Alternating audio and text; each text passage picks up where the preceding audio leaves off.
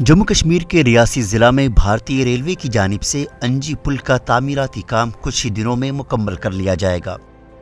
ये पुल Udhampur Srinagar Baramulla rail link project के तहत तामीर किया जा रहा है।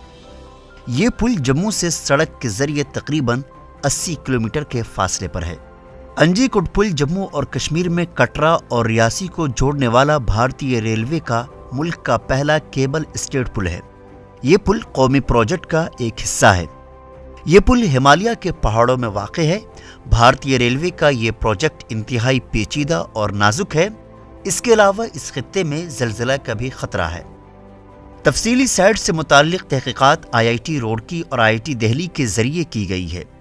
मुश्किलात और जगह की तंगी की वजह से कटरा के सिरे पर एक खुसूसी हाइबर्ड फाउंडेशन के जरिए मैन स्पिन के एक बुनियाद को सहारा देने के लिए पहाड़ की ढलानों को मुस्तहकम किया गया है, जो कि काफ़ी चैलेंजिंग था।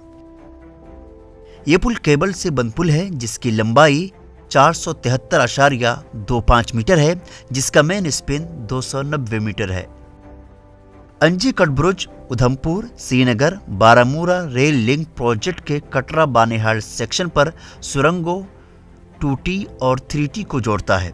पुल की लंबाई 725 मीटर है।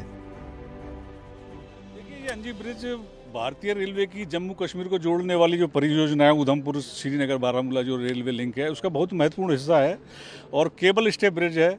इस ब्रिज का पूरा होने के बाद कश्मीर घाटी देश के बाकी हिस्सों से जुड़ जाएगी।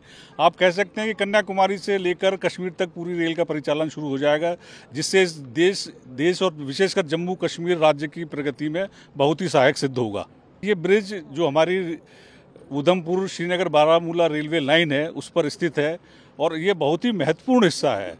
इस ब्रिज को बनने के बाद हम घाटी से संपर्क हमारा पूरा हो जाएगा। इस पुल को तेज हवाओं और शदीद तूफान से निपटने के लिए भी डिजाइन किया गया है ताकि किसी तरह की मुश्किलात पैदा ना हो।